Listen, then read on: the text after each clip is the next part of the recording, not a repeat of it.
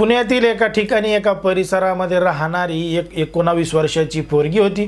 Social मीडियाचा वापर करत होती, पण मात्र सोशल मीडियाचा वापर करण्यासाठी तिच्या स्वतःकडे मोबाईलसुद्धा नव्हता.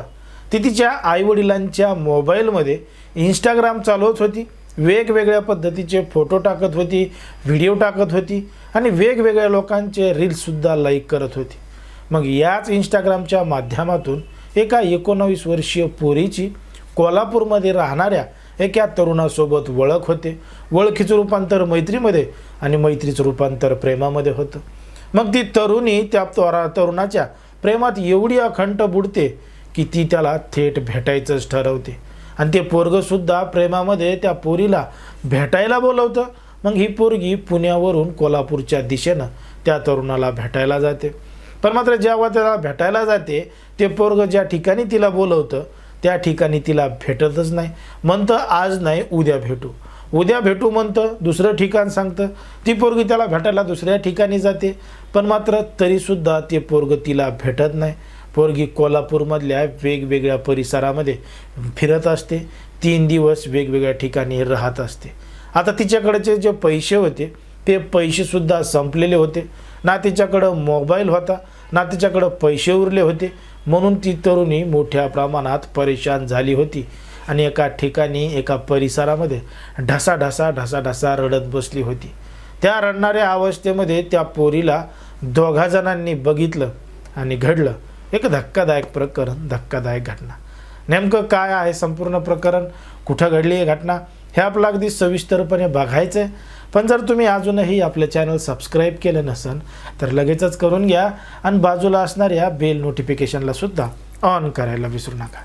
आता ही जी संपूर्ण घडलेली घटना आहे ती कोल्हापूरमध्ये घडली आहे, पण मात्र या संपूर्ण प्रकरणाला सुरुवात होते ती म्हणजे पुण्यामधून.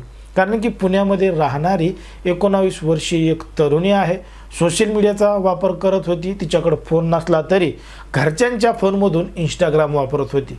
मग याच इंस्टाग्रामवर तिची ओळख कोल्हापूरमधल्या एका पोरासोबत झाली. ओळखीचं रूपांतर मैत्रीमध्ये, मैत्रीचं रूपांतर प्रेमामध्ये. मग प्रेमामध्ये रूपांतर झाल्यानंतर काय तिला बघायचंच काम नाही. तिनं थेट पुणे सोडलं आणि कोल्हापूर गाठलं. आता कोल्हापूरला गेल्यानंतर ती तिकडं 1 दिवस राहिली, कारण की त्या पोरानं सांगितलं मी तुला इथं भेटतो तिथं भेटतो.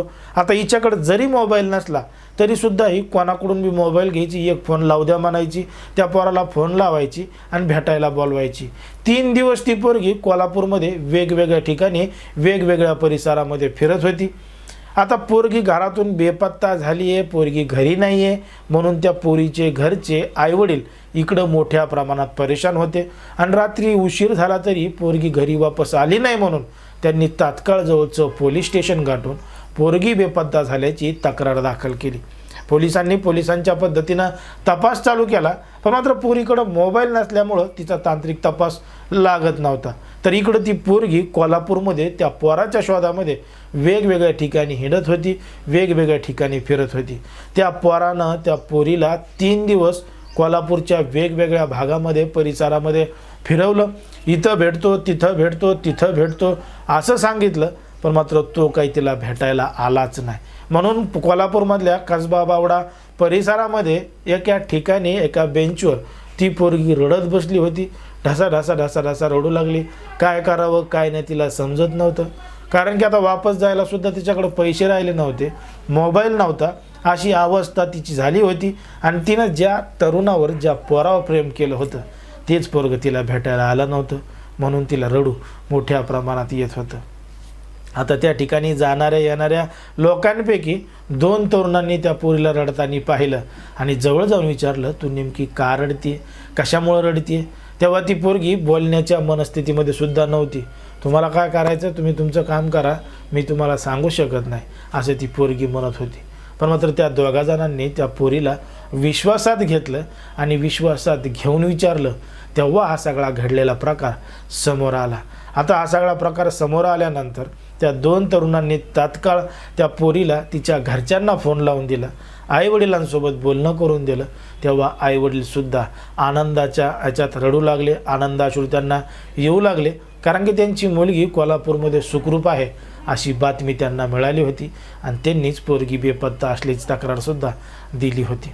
बघा, एका पोरीनं एका पोरावर इंस्टाग्रामच्या माध्यमातून सोशल मीडियाच्या माध्यमातून केलेलं प्रेम होतं.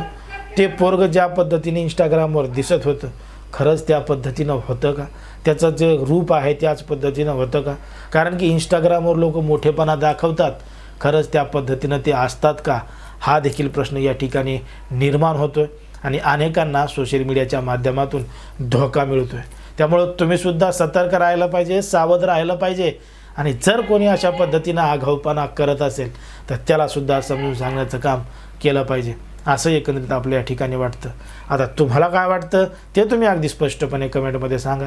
कारण की कोणाच्याही भावना दुखवणं, कोणाचंही मन दुखवणं हा आपला उद्देश नाही. समाजामध्ये जे घडतं, मीडियामध्ये जे दिसतं तेच सांगायचं काम आपण या ठिकाणी करत असतो. लोकांना सतर्क आणि सावध राहण्याचं सुद्धा आव्हान करत असतो.